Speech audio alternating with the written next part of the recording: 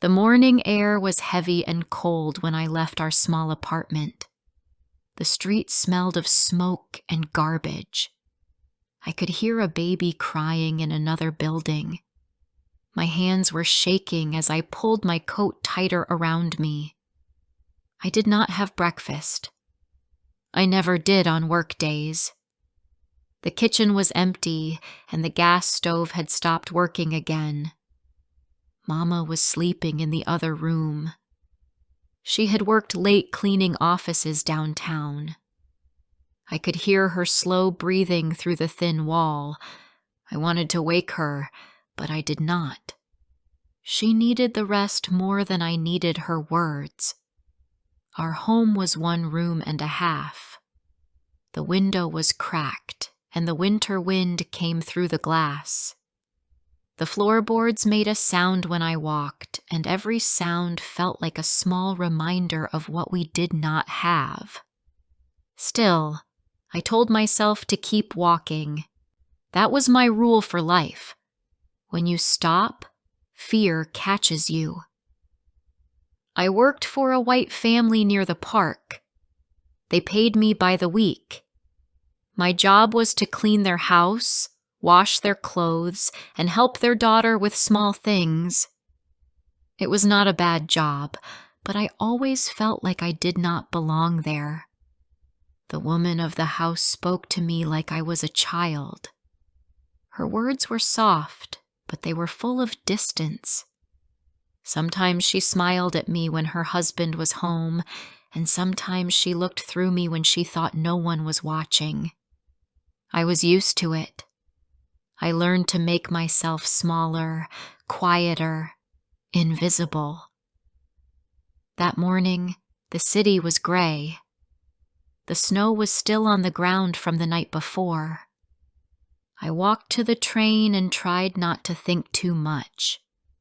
I was 21, but I felt older. Life had already taken the soft part of me and replaced it with something harder. I did not dream anymore. I worked, slept, and tried to stay out of trouble. Trouble was easy to find where I lived. When I reached the big house, I stopped for a second. The gate was made of iron, and my face looked strange in its reflection. I saw my tired eyes and the lines near my mouth. I used to think I was pretty once. Now, I only thought about how to survive. I rang the bell, and a man opened the door. It was Mr. Dalton, my employer. His eyes were small and kind, but he always looked nervous around me. He told me his daughter Mary was upstairs, waiting for breakfast. Mary Dalton was young, about my age, maybe a little younger. She was full of energy, full of questions, full of ideas about people like me. Sometimes she tried to talk to me like a friend. She asked about where I lived, what I dreamed of, who I loved. I never knew how to answer. I smiled and changed the subject. She had a way of speaking that made me uncomfortable. I could feel that she wanted to help me, but she did not understand me. She lived in a world that never touched mine. That morning, she wanted to go out, even though it was freezing. She said she was meeting a friend. I did not know it then, but that decision would change my life forever. She told me to come with her, to carry her things, to help her get a taxi. I followed her through the snow, my shoes wet, my hands cold. When we reached the car, her friend was already there. He was a young man named Jan. I knew his type. He liked to talk about change, about freedom, about how everyone should be equal. But when he looked at me, he did not see me as equal. He saw a story, a lesson, not a person. They talked and laughed as we drove through the city. I tried to stay quiet. Their words were like light snow falling around me, cold and soft, but never touching the ground. They went to a restaurant first. I waited outside. Later, when it got dark, we returned to the house. They had been drinking. Mary was laughing, and Jan was trying to say goodbye. I carried her up to her room because she could not walk straight. Her parents were asleep, and the house was quiet. When I reached her door, I felt the fear in my chest for the first time that night.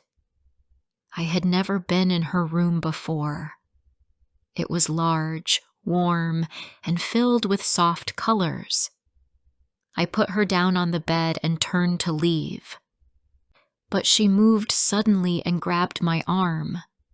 Her face was close to mine, her breath full of wine. She whispered something I could not understand. My heart was beating fast. I told her to rest, but she held my sleeve. I felt trapped in that moment, like a small animal caught in a light. Then I heard a sound outside the room. Footsteps. Heavy, slow. Her father. I froze. If he saw me there, in his daughter's room, everything would be over. I knew what he would think. I knew what they always thought. I whispered to her to be quiet, but she laughed softly. I panicked. I covered her face with a pillow just to stop the sound. I did not mean to hurt her. I only wanted silence. The footsteps came closer, then stopped. My hands were still pressing down. When I finally moved the pillow away, she was not moving. Her eyes were open, but they did not see me anymore. For a long moment, I did not breathe. I waited for her to wake up, to sit up, to say my name. But she did not. The house was silent. I could hear the clock ticking in the hall. Fear filled my whole body. I had killed her. I could not believe it. My hands were shaking so much that I could not stand. I wanted to scream, but no sound came. I looked at her again, hoping I was wrong, but her skin was already pale. I had no plan. I only knew I had to hide what I had done. I told myself it was an accident, but my mind was full of pictures of what would happen if they found out. The police would not listen to me. The newspapers would call me a monster. The city would hate me. I looked around the room for a way out. Then I saw the furnace in the small basement room below the stairs. The thought came like lightning. I told myself it was only to hide her, not to destroy her. I told myself I had no choice. I carried her down, step by step, feeling her weight in my arms. My body was shaking. I could smell the coal and smoke from the furnace. The heat burned my face. I did not look at her again. I placed her inside and closed the door. My hands were black with soot. I told myself again and again that it was not my fault, that it was fear, not hate, that had made me do it. When it was over, I went back to my room in the small servant space at the back of the house. I sat on the bed, staring at my hands. They looked like they belonged to someone else. My heart was beating so loudly that I thought it would break my ribs. I wanted to sleep, but I could not. Every sound in the house made me jump. I thought about Mama, about how she used to tell me to pray when I was afraid. But I did not pray that night. I felt too far from everything holy. In the morning, the city looked the same, but nothing inside me was the same. I washed my hands again and again, but I could still feel the weight of what I had done. When Mr. Dalton asked where his daughter was, I said she was still sleeping. He smiled, not knowing that the truth was already burning below his feet. I walked through the house, doing my work as if nothing had happened. Every corner felt alive with fear. The walls seemed to watch me. I told myself to stay calm, to keep moving, to pretend. But deep inside, I knew the truth was waiting. It would come for me sooner or later. I had tried to escape my fate, but maybe fate had never left me. It had followed me all my life, silent and patient, waiting for this moment. And now, it had found me. Before I continue with the story, please like, subscribe, share, and let me know in the comments where you are listening from. Your support means a lot. Now, let's continue. The morning after Mary's death, I woke before sunrise. The house was still. I sat on my small bed with my hands pressed together. My heart felt like a heavy stone inside my chest. I could hear the wind outside and the soft sound of pipes in the wall. Every little sound made me afraid. I waited for someone to knock on my door and ask questions, but nobody came. The world continued like nothing had happened. I dressed carefully, putting on clean clothes as if it could make me innocent again. When I looked at myself in the mirror, I saw a stranger. My eyes were darker, my face thinner. I kept telling myself that it was an accident, that I did not mean to hurt her. But another voice whispered that it did not matter. No one would believe me. In their eyes, I would always be guilty before I spoke a single word. When I went to the kitchen, the cook was already there. She smiled at me and asked if I could help with breakfast. Her voice sounded normal, kind even. I tried to act normal too. I took the plates, cleaned the counter, and brought the coffee upstairs. I walked past Mary's door and stopped for a second. The smell of smoke from the basement was still in my hair, but I told myself that it was nothing.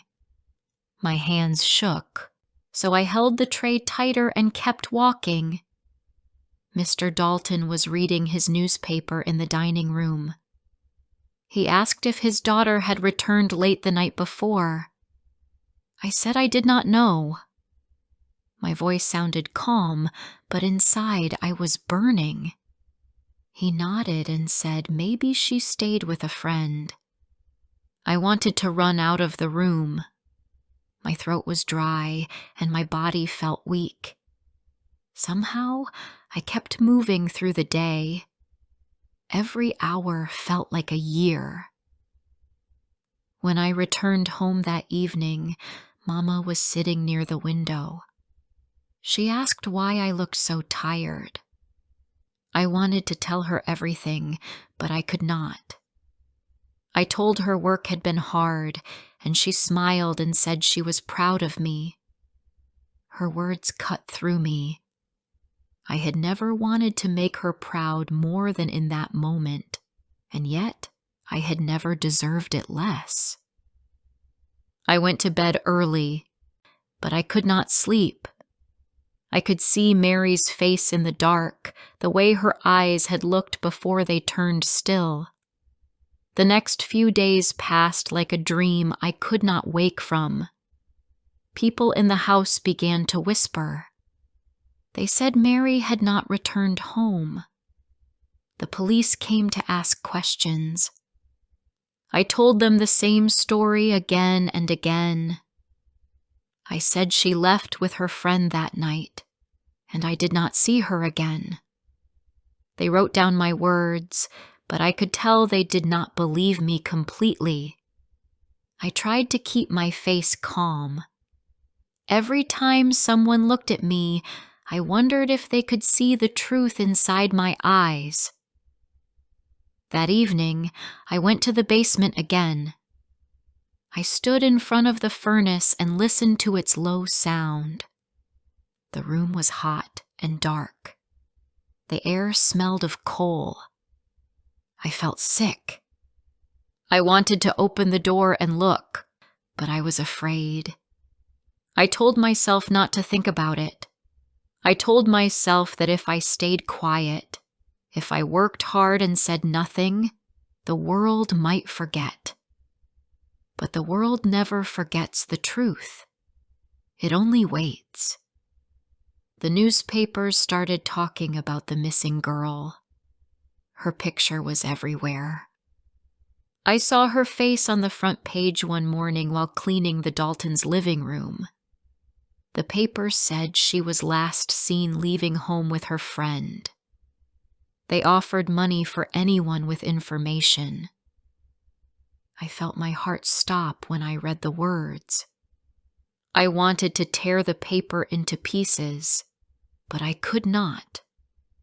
I placed it back on the table and walked away slowly. Everywhere I went, I could feel the eyes of the city. On the train, in the market, in the streets. People talked about the missing girl. They talked about danger, crime, and who was to blame. I heard their words, and every sentence felt like it was meant for me. At night, I lay in bed, shaking. I wanted to confess, but fear held me by the throat. I thought of Mama again. If I was gone, she would have no one. I told myself I had to survive for her. One night, I dreamt that Mary was standing at the end of my bed. She looked at me with empty eyes. Her lips moved, but no sound came. I woke up sweating, gasping for air. My heart was racing so fast I thought I might die. I sat up and pressed my hands to my chest. I wanted to believe it was only a dream, but it felt real. I went to the small window and looked outside. The city lights were far away, and everything seemed cold and endless. I thought of running away, of taking the train and disappearing. But where would I go? Poverty follows you like a shadow. You cannot leave it behind. The next morning, the police came again. This time they brought a detective. He had sharp eyes and a calm voice. He asked more questions. He asked what time Mary went out, who was with her, and if I saw her after that. My mouth answered, but my mind was far away. I could see myself from outside my body, sitting in that chair, lying to survive. When they left, I fell to the floor and cried. My tears were black with dust from the basement. Days turned into weeks. I lived each day waiting for the sound of footsteps coming for me. I could not eat. I could not laugh. I started to see things that were not there. Once, I thought I saw smoke rising from my hands. Another time, I thought I heard Mary's voice in the hall. The guilt grew inside me like a living thing. It ate my sleep, my hunger, my hope, Then, one cold morning, everything ended. The police returned with more men. They said they found something in the furnace. I could see it in their faces before they spoke the words. They had found her. My legs gave way beneath me. I did not fight when they took my arms and led me out of the house. The city outside was bright, but I could not see it clearly. People had gathered in the street. They shouted words I could not hear. The sound was far away, like the sea inside my head. At the station, they put me in a small room. The walls were gray, the air heavy. They asked me again and again why I did it. I said I did not mean to. I said it was an accident. But their eyes told me that nothing I said would matter. They had already decided who I was. To them, I was not a person who made a mistake. I was a symbol of everything they feared. I thought of Mama again. She would be at home, waiting for me, not knowing that her daughter's face would soon be on every newspaper. I imagined her opening the door to strangers, her eyes wide with confusion. I wanted to tell her that I was sorry, that I never wanted any of this. But there were no words left strong enough to carry the truth. That night in the cell, I sat on the cold floor. The window was small, and the light came in weakly. I thought about fate, about how it had followed me since I was a child. Every choice I made felt like a step along a road already built for me. I remembered the first time I was afraid as a little girl, hiding from a group of boys who laughed at me because of where I lived. I remembered Mama's hands, rough and tired, washing clothes until they bled. I remembered the sound of the train passing every night and how I dreamed of being on it. Now, sitting there, I realized something I had never understood before. I had tried all my life to run from fear, but fear had been the only thing that kept me alive. It had guided every move I made, every lie I told, every silence I held. I had never been free. Maybe none of us were. The night was long, and the sounds of the city faded away. Somewhere far off, a bell rang. I closed my eyes and whispered to myself that I was still here, still breathing. For the first time in days, I felt a small kind of peace. The truth was out now. The hiding was over. I did not know what would happen next, but I knew one thing. I could not escape my fate anymore. It had caught me, and in its cold hands, I finally stopped running. The days in the cell began to blend together. Morning and night felt almost the same. The walls were gray, the floor was cold, and the air smelled of old iron. At first, I counted the hours, hoping someone would come and tell me it was all a mistake. But nobody came with good news. The world outside continued to move while I sat still in the dark. Time became something heavy that I carried inside my head. They gave me food twice a day, but I could not eat much. The bread was dry and the soup was thin, but it was not the taste that stopped me. It was the thought that each bite might be my last. Sometimes, I stared at the wall and imagined Mama's kitchen, where she used to cook rice and beans. I could almost smell it if I closed my eyes.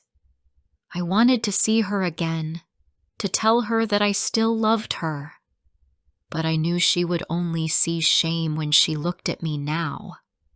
The guards did not speak much to me. They looked at me like I was something less than human. Their faces were hard and their eyes tired. One of them was younger than the others. Sometimes he watched me quietly when he brought water. Once, he dropped a small piece of paper with a prayer written on it. I read it slowly, even though my hands were shaking. It said, "Forgive yourself. God already knows." I did not know if I believed it, but I kept the paper under my blanket. When the trial began, they took me from the cell and led me into a large courtroom. The air smelled of perfume and old wood. I had never been in a place like that before. The benches were full of people, and I could feel their eyes on me. Some looked angry, some looked curious, and a few looked sorry. But none of them knew me. To them, I was only a story printed in black ink. The man who stood beside me said he was my lawyer. He spoke to the court about my hard life, about the poverty and fear that shaped me. But his words sounded far away, like the wind outside the window. I watched the faces of the people sitting near the front. They were the Daltons, Mary's parents. Mrs. Dalton's eyes were red, and Mr. Dalton stared at the floor. Seeing them hurt more than the chains around my wrists. I wanted to tell them the truth. I wanted to say that I never meant to harm her. But my mouth could not open. Every word felt trapped behind my teeth. When the judge spoke, his voice was clear and cold. He said I had taken a life. He said there was no excuse. I listened without moving. I already knew what he would say. They decided that I would die. The courtroom became quiet for a moment. I heard someone cry, and then the sound of footsteps as people left. My lawyer touched my shoulder gently, but I did not look at him. I stared straight ahead, my heart calm for the first time in many days. Fate had spoken, and I had nothing left to hide. Back in my cell, I sat for a long time without thinking. I expected to feel fear, but instead, I felt something close to peace. Maybe it was because I finally knew the end. For so long, I had lived in fear of what might happen. Now there was no might. There was only what would be. The waiting became easier once I accepted that. The newspapers wrote about me every day. The guards sometimes brought them into the cell. I saw my own face on the front page, under headlines filled with anger and blame. They called me a monster, a criminal, a heartless girl. I looked at those words and wondered if that was who I had become. Maybe they were right. Maybe the world only remembers what you do, not why you did it. But at night, when everything was quiet, I thought of Mary. I saw her face again, not in anger, but in sadness. I remembered her laughter that night, her soft words, her careless joy. I tried to remember her as alive, not as the still face in the dark. I told her I was sorry. I whispered it into the air, hoping it might reach wherever she was now. I did not know if she could hear me, but saying it made my heart feel lighter. Weeks passed, and the sound of the world faded away. The noise of the guards, the voices of the other prisoners, even the sound of footsteps all became part of the same endless rhythm. I began to look for small things to hold on to. The light from the small window in the morning, the pattern of cracks on the wall, the sound of rain when it fell on the roof. These small things became my world. They reminded me that even in this place, life continued. One morning, a woman came to visit. She said she was a teacher from the city. She wanted to talk about faith and forgiveness. At first, I did not answer her questions.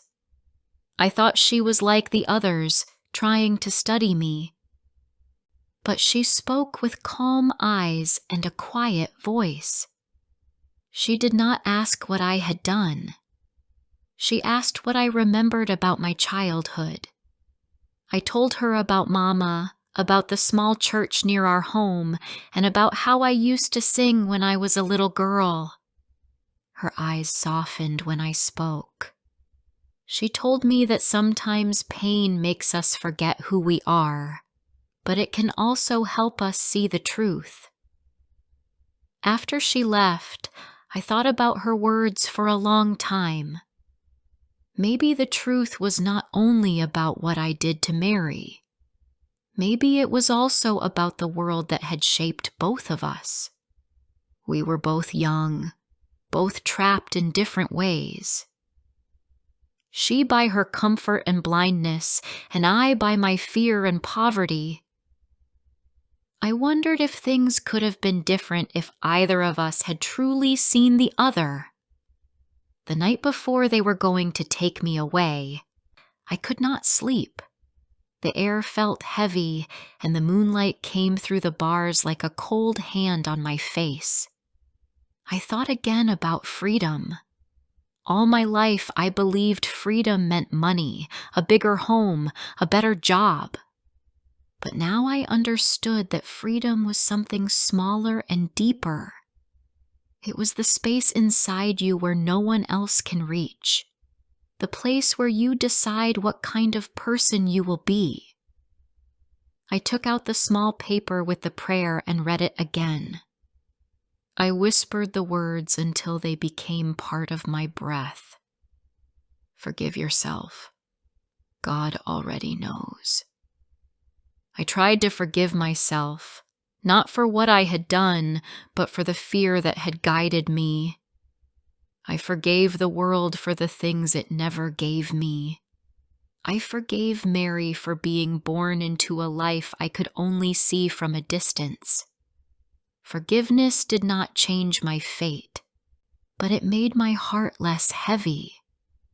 When the sun rose, the sky was pale and quiet. I heard the guards walking toward my cell. My hands were cold, but my mind was calm. I thought about Mama again. I hoped she would remember me as the girl who used to sing by the window, not as the one in the newspaper. I wanted her to know that I was not afraid anymore. They opened the door and I stood up slowly. My legs felt weak, but I did not fall. The young guard was there again, the one who had given me the paper. His eyes were full of something like sorrow. He did not speak, and neither did I. The sound of my chains filled the hall as we walked. The world outside the window was bright, and for a moment I wanted to hold on to that light. When they stopped, I closed my eyes and took a breath. I thought of the train I used to hear at night when I was little. I imagined it waiting for me again, ready to take me somewhere far beyond fear. Maybe that was what freedom truly was. Not running away, but letting go. In those last seconds, I was not thinking about death. I was thinking about all the things I had been too afraid to say when I was alive. I thought about the people who never looked at me, the ones who saw me only through glass. I hoped that one day someone would tell my story not as a crime, but as a warning about what happens when the world forgets to see the people who live in its shadows. My heart was steady, and I was no longer afraid. Fate had caught me, but in that final moment, I caught something too. I caught a piece of peace, and for the first time in my life, I felt free. If you liked my story, please like, comment, and share.